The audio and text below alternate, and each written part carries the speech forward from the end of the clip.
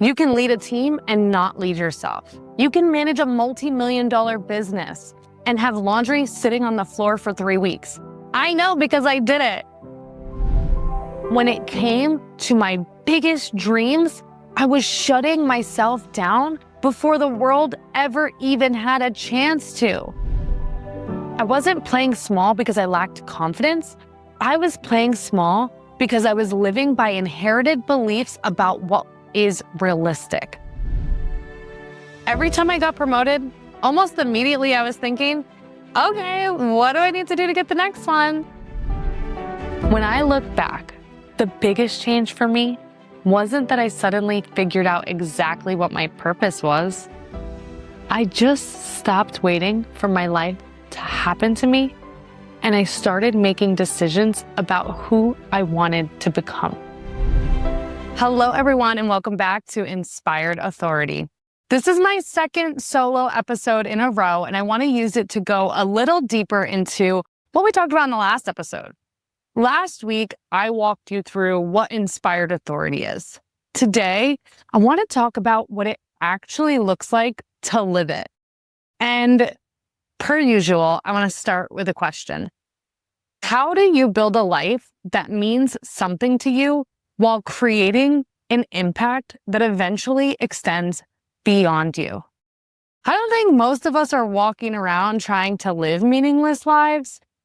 We're doing actually the opposite, right? We're working so hard, taking care of our families, trying to be great friends, all while paying our bills, chasing goals, and doing all of the things we're supposed to do. And then sometimes you look back and realize, I've been so busy living my life that I haven't actually been designing it. That's what happened to me. And I want to be really clear. I didn't create Inspired Authority because my life was falling apart. I've built a career I'm incredibly proud of. I owned 2 houses before I turned 30. I became a VP before the age of 35. I married the man of my dreams, and we're continuing to build a life together that I am so proud of. By traditional definitions of success, I've made it, and I'm so grateful for that. But I also think 2 things can be true at the same time. You can be incredibly grateful for the life that you have and still feel called to build more with it. Sometimes more means more joy, more presence, more creativity, more courage, more of you in the life you're living. And that's where this really started for me. When I was little, I was very creative. In fact, I had an imaginary friend, which should say a lot, but I also made up songs. I played house like most other kids. And when people asked me what I wanted to be when I grew up, I would say I wanted to be a singer or a dancer or a model or an actress. And obviously, your life looks very different from that. Like what little Laura imagined is not quite where I ended up. But what's so interesting is that when I look back now, I don't actually think the job was the dream. I just think that the feeling was the dream. Let me explain. I wanted to be seen. I wanted to be on stage. I wanted to inspire and encourage people. I wanted to do something that made other people think, maybe I could do something big too. At the time, I just didn't understand that yet. And then I grew up, and like most of us do, I started learning what was realistic, what a successful career should look like, what responsible adults do, what dreams were practical. And I don't think anyone intentionally took those dreams away from me. Life just happened. And I started telling myself a different story about what I thought was possible. So when I grew up, I found something I was very good at. I built a career out of it, and I worked incredibly hard. And I am beyond grateful that I did. Because when I look at what I want to do with the rest of my life, I can see how valuable everything I've done up to this point has been. I learned how to sell, which is one of the best skills you can have in this world. I learned how to lead, also a really important skill. I learned how to communicate.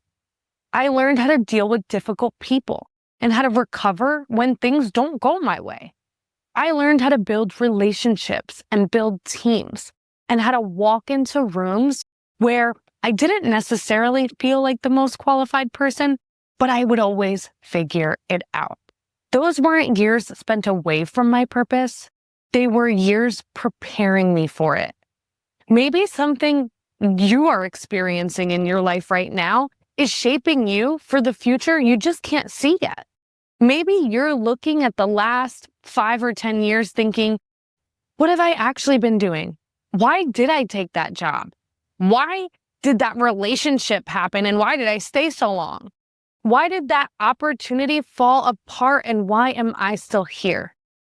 Maybe you're not behind at all.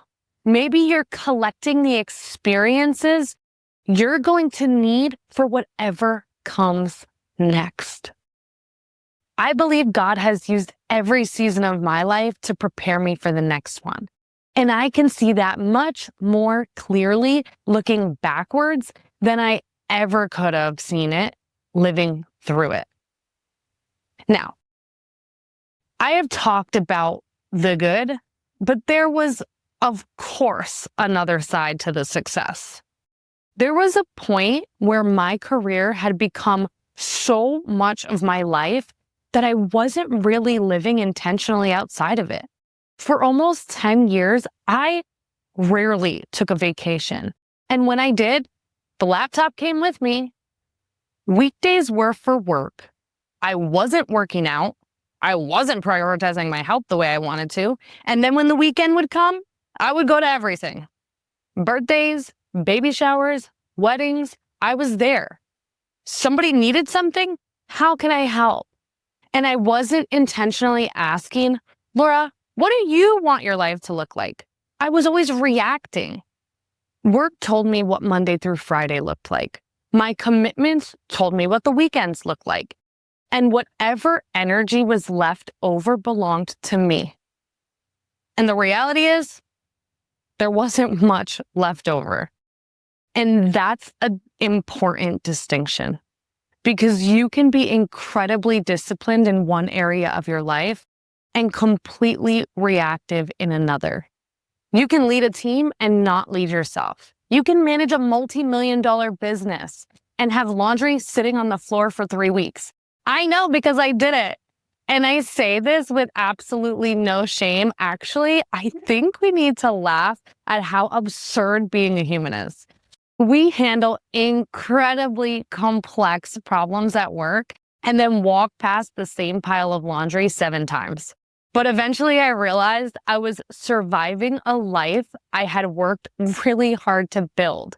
And I didn't want that. I wanted to enjoy it. So that's where identity came in. I worked with and listened to a lot of coaches over the years, and identity comes up constantly. I understand why now. Because before you can intentionally design your life, you have to decide who is the person living your life. For me, I had to reconnect with a part of myself I had allowed to get really quiet. The creative side of Laura, the passionate side of Laura, the version of myself who truly thought anything was possible. The Laura who had big ideas before she learned to ask whether they were realistic. And I don't need to abandon the woman I had become to find her. That's important. Growth doesn't require you to reject your past. I don't need to become little Laura again. I needed to combine her imagination with everything that adult Laura has learned. And that's powerful because maybe you don't need a new life. Maybe you need to bring more of the version of yourself that you forgot about into the life you've been building. So here's something you can actually do. Take 10 minutes and write down, who was I before the world told me what was realistic for me? What did you love? What did you imagine? What did you create? What did you do when nobody had to tell you to do it? This isn't to immediately figure out what you're going to do for a business. This isn't for a 5-year plan. Like, just get curious about yourself, right? There might be something there that you forgot existed that you can bring into your life now. So, moving out of identity and into narrative. I realized I had to change the story I was telling myself. Identity helped me remember who I was. Narrative forced me to confront the stories that were keeping me small. Because I realized I had been telling myself some version of, that's unrealistic. You're not a speaker. You don't know how to build a brand. There are already people doing that better than you. And this is where inspired authority started becoming very real for me, because I had evidence from my own life that I was capable of doing difficult things. I moved across the country. I built a career with a ton of grit. I took risks and made investments in myself. But when it came to my biggest dreams, I was shutting myself down before the world ever even had a chance to. I wasn't playing small because I lacked confidence.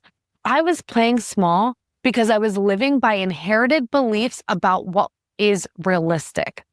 I see people do this every day. But people living with inspired authority, they decide who they want to become and they start moving towards it.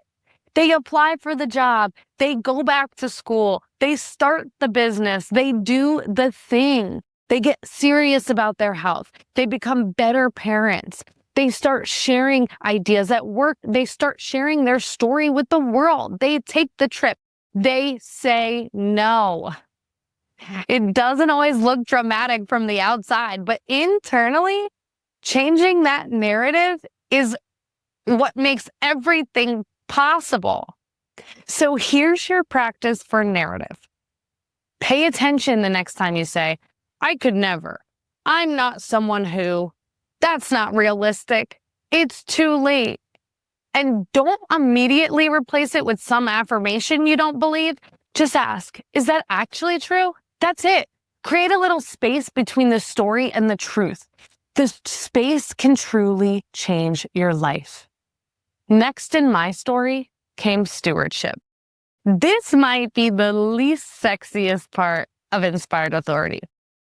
It's also one of the most important, because I could have all of these huge dreams, but if I couldn't manage my actual life, how am I going to build them?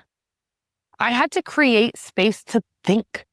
I started working out, caring more intentionally about what I was putting in my mouth and eating, doing things because they brought me joy. I started my podcast and I started building inspired authority, all while doing my dishes every night, doing my laundry every weekend, making sure I always had clean sheets. Somebody listening is probably thinking, Laura, what do clean sheets have to do with building a meaningful life? For me, a lot, because I realized that I struggle to create clarity when I am constantly surrounded by the chaos of the things I wanted to do, but I didn't have time or energy to do. And more importantly, every small promise I kept to myself became evidence that I could trust myself with doing something bigger. That's stewardship. It's taking care of what you already have while building what you want next. Your time and energy, your home, your health, relationships, responsibilities.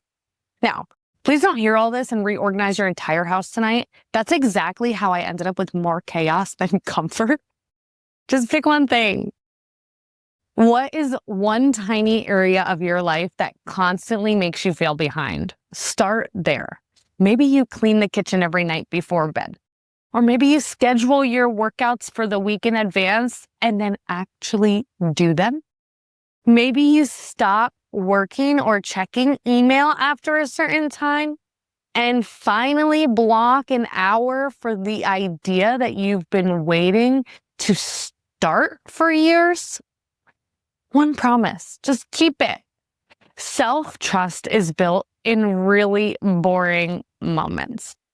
Something interesting happens when you start knowing who you are, when you change the stories that you tell yourself, when you start trusting yourself, you show up differently.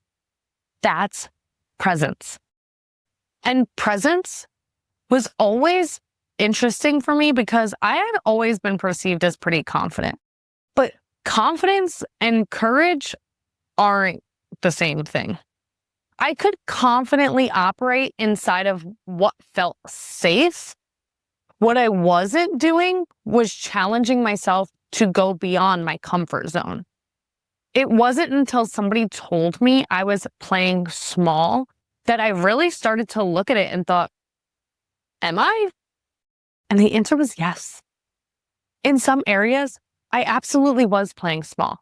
I was trying not to ruffle feathers, trying to do things the right way, following the rules, taking small, calculated risks. And there's nothing wrong with being thoughtful. Inspired authority isn't about recklessness.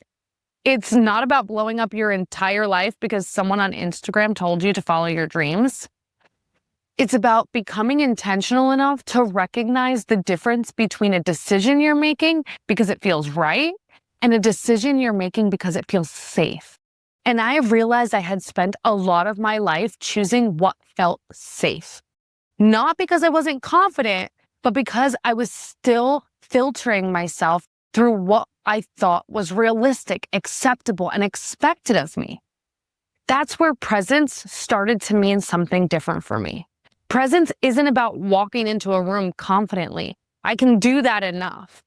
It's about having enough trust in who you are that you stop shrinking, editing yourself, or second guessing what you're thinking because of the room that you're in.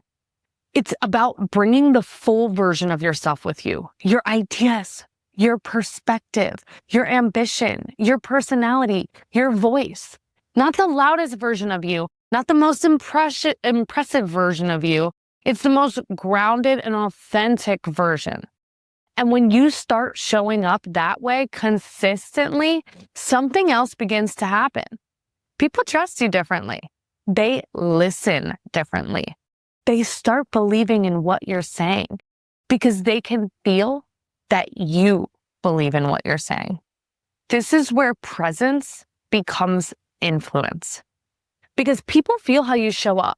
And the more intentional I became about my own life, the more I started thinking differently about influence. I don't want people to listen to me because I have a title. I don't want someone to follow me because of how I look. I want to earn trust at work, on this podcast, in my friendships, everywhere. And the easiest way I found to build real influence is incredibly simple. Be useful. Help someone. Share something you learned. Make an introduction. Give someone credit. Teach the thing you already know how to do. Encourage the person who is doubting themselves. And don't keep score. This is where influence starts to become something bigger. Because influence isn't just about whether people listen to you. It's about what happens because they did. Did someone take action? Did someone get better? Did someone believe differently because of a conversation you had? Because attention without impact isn't the kind of influence I'm trying to build. I want the way I show up to actually produce something meaningful. And that's where we get results. Because my definition of results has changed a lot over the years. For most of my life, results were really easy to measure. Get the promotion, make more money, buy the house, hit the goal. And don't get me wrong, I still love achieving those things. I still have huge goals for my life, but I started noticing something. Every time I got promoted, almost immediately I was thinking, okay, what do I need to do to get the next one? I'd work really hard to buy something I wanted, and eventually it just became another thing I owned. I bought a house, and instead of sitting there thinking, I can't believe I built a life where I own this, my brain just started asking, okay, what's next? And that's where I started to realize how dangerous it can be when your definition of success is something outside of you. There is always another level. There's always a bigger house, a bigger paycheck, a better title, another goal. And if every result immediately becomes the starting line for the next one, when exactly do you get to be happy? That's what changed for me. My definition of results has become much less about what I can accumulate and much more about what is my life producing, and am I happy? Am I doing things that bring me joy? Am I becoming someone I'm proud of? Are the people around me better because I'm in their lives? Am I serving the purpose I believe I'm here to serve? Am I creating something that matters beyond me? Those are all results too. Actually, for me, those are becoming some of the more important results, because I don't want to spend my entire life achieving things only to eventually realize I never gave myself enough time to actually enjoy the life those achievements created. And I think this is where ambition can get really complicated. When achieving the goal becomes more important than what achieving is actually supposed to give you, I think that's worth paying attention to. Because why do we want any of this? Why do you want to be promoted? The money, the house, the business, the impact? Eventually, there's something underneath all of it. Freedom, security, joy, purpose, contribution, a life that means something to us. So results with an inspired authority isn't about becoming less ambitious. It's about making sure the things you're working so hard for are actually creating the life you want. I still want to win, have huge accomplishments, and build something that lasts. But the greater result for me would be knowing that what I built made other people's lives better. That someone believed bigger because of something I said. Someone became a better leader because of something I taught them. Someone took a chance on themselves. And that something I created continues helping people long after I'm gone. That's the results I'm chasing now. And here's where this becomes practical for you. I want you to ask yourself, what does winning actually look like in my life? Not according to your company, not according to social media, not according to your parents, your friends, or the person who has the house that you think you want. You. What result would make you look at your life and think, I am so proud about how I live this life? Because once you know the answer to that, you have to start protecting it. You have to set boundaries and take control of your time. You have to make more room for the things that bring you joy. Because what's the point of working hard to build a great life if you never have any time to actually live it? Results matter.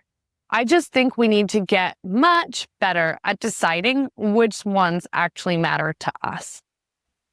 Now, it's one thing to build the life you want. It's another thing to build it in a way you can actually sustain. And this is still a work in progress for me, because I genuinely want to do everything. There was a time when I worked all hours of the day and night because honestly, the work was never done. It still is never done. I'd let people put meetings on my calendar at ridiculous hours in the morning because I thought, well, this is the only time they can do it. I'd fly across the country for every event because I didn't want to miss out. And I didn't want people to feel me missing. I'd say yes when I wanted to say no. And I was tired all the time. But I convinced myself that this is just what it took. What I've realized since then is that it wasn't actually running out of time. It was giving away my time. I was so focused on helping everyone else accomplish what they needed to accomplish that I wasn't leaving enough capacity for the things I needed or wanted to do. And that's what endurance has taught me. It's not about learning to carry more. It's about getting much more intentional about what you choose to carry at all. Today, my calendar is blocked till 8 a.m. because I've realized that I'm basically useless without enough sleep. I book my workouts in advance because if I wait until I find the time, I'm probably not going to go. I say no to events when the travel is going to create more stress than joy. And I've also learned that I just don't want to. And sometimes that's a good enough reason to say no. I've had to accept that I really can't do everything. Now I ask, what actually needs me? What can wait? What can someone else do? I have someone clean my house once a month. I have someone edit this podcast. At work, I delegate the things that don't need to be done by me. And maybe most importantly, I'm learning to trust people to do things even when they're not going to do them exactly the same way I would. That creates capacity. I also have gotten much more comfortable leaving work unfinished. That's a big one for me. If it's time to have dinner with my husband or go meet my girlfriends for a drink, sometimes the work just isn't going to get finished that night. And guess what? It's going to be there tomorrow. I stopped making an 85-item to-do list, then beating myself up about somehow not accomplishing 3 weeks of work on a random Tuesday. I write things down when I think of them. I choose a few things that actually matter. I give myself more realistic timelines, and then I make progress. That's been one of the biggest shifts for me. I stopped expecting perfection from myself and started expecting progress. And if you're listening to this with a calendar that's completely insane right now, I'm not going to tell you to cancel your life and take a week off, although that might be nice. Just look at the next 7 days and ask yourself this: what's draining me that I actually have control over and I can choose not to show up? Maybe there's one thing on there you can delegate. One invitation you can decline without an explanation. One deadline you've completely made up in your own head. One thing you're doing because you think you should. Don't do it. Reduce one thing at a time and then ask, what could I add to bring me joy? Maybe it's a workout, dinner with someone you love, an hour working on something you've wanted to work on, but you just haven't had the time. Protect your time. Because for me, endurance has become a really simple practice. Reduce the drain and increase the joy. I'm still ambitious. I still have more things that I want to accomplish than I probably will ever have the time for. But I don't want to spend my life exhausted from trying to do it all. I want enough energy left to actually enjoy what I'm building. And that's the point. Endurance isn't about how long you can keep pushing. It's about building a life you actually have capacity to keep living. And that's where endurance starts becoming bigger than just protecting your own energy. Because when you're constantly exhausted, overwhelmed, and trying to keep up, most of your energy goes towards simply getting through your own life. But when you start creating space, when you protect your time, reduce what's draining you, and become intentional about where your energy goes, you finally have the capacity to think beyond yourself, to teach what you've learned, to develop other people, to build things that can continue without you, to create impact that reaches people you may never even meet. That's where we get to the final part of inspired authority, dominion.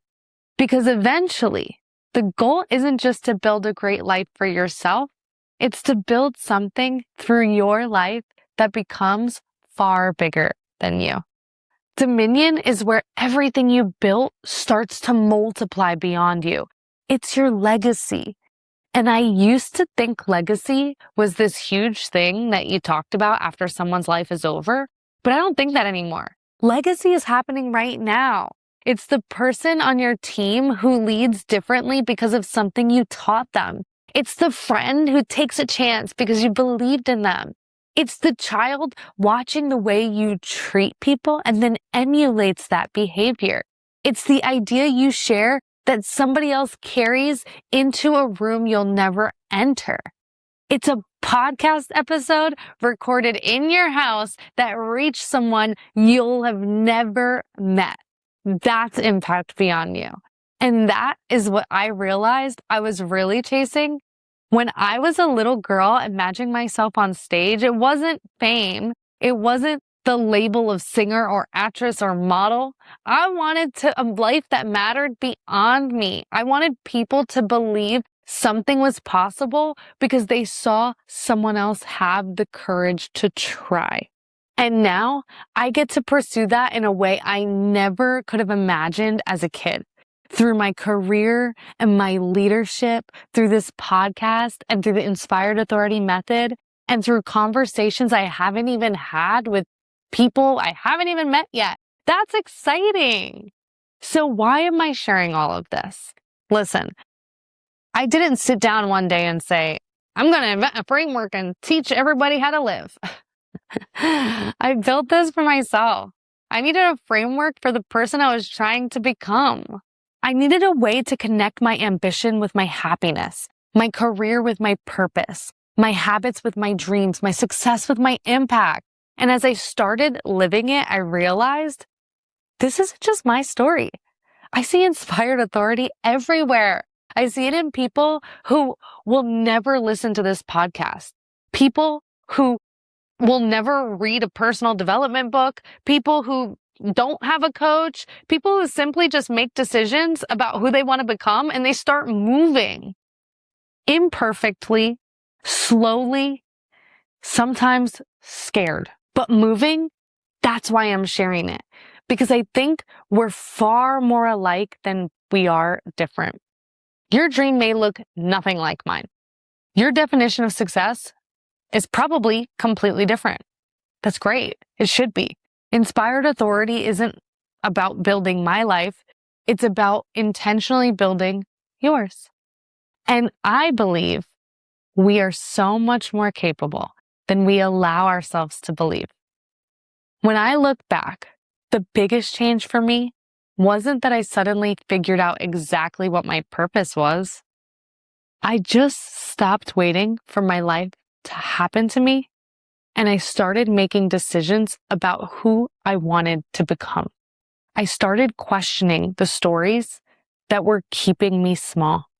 I started keeping more promises to myself and protecting my time, taking chances on things to get moving. And maybe most importantly, I started making room for the things that actually made me happy. Little by little, I stopped surviving the life I had built and I started actually designing it. And that's what I want for you. Not my version of success, not my dream, not my definition of a meaningful life, yours. Because I think we spend way too much time waiting for our lives to begin. When I get the promotion, when I have more money, when the kids get older, when work calms down, when I feel more confident, when I finally know what I'm doing. But this is it. This is the life. And it isn't guaranteed tomorrow. And I don't say that to create pressure. I actually think it's an incredible feeling. You get to build while you're learning. You get to be grateful and still want more. You get to love your career and still have dreams beyond it. You get to be successful and decide your definition of success has changed. You get to have an enormous goal and still be incredibly proud of the life that you have today. Happiness doesn't have to wait for the next version of you. That's one of the biggest things inspired authority has taught me. I don't have to choose between accepting my life and expanding it. I can do both. And so can you. Your version of that might have nothing to do with starting a podcast or standing on a stage, and that's okay. It could just be becoming an incredible leader or starting a business you've been thinking about for years. Maybe it's just being more present with your family or getting healthy. Maybe it's finally allowing yourself to enjoy the life that you've already worked so hard to build. Whatever it is, you don't have to know exactly where it's going to lead. You don't have to have all the answers. You just have to start moving. Instead of leaving this episode with 8 things to work on, I want you to leave with one question. What's one thing I already know I need to do that I keep waiting to do? Maybe you just need to say yes. Maybe you just need to say no. Apply for the job, book the time, share the idea, take the trip, start the project, ask for help, clean the kitchen. Whatever came into your head when I said that question, just start there. Because I've learned that you don't think your way into becoming the person you want to be. You become that person by practicing being them, one decision at a time. And that's the part of inspired authority that matters most to me. I originally built this for myself. I needed a way to connect the person I was with the person I knew I was capable of becoming. But the more I lived it, the more I realized that inspired authority isn't unique to me at all. I see it everywhere. I see it in the people who decided they wanted something different and started moving towards it. People who chose courage over comfort. People who changed the story they were telling themselves. People who started showing up differently. People who took what they learned and used it to make someone else's life better. They aren't calling what they're doing inspired authority. They're just living.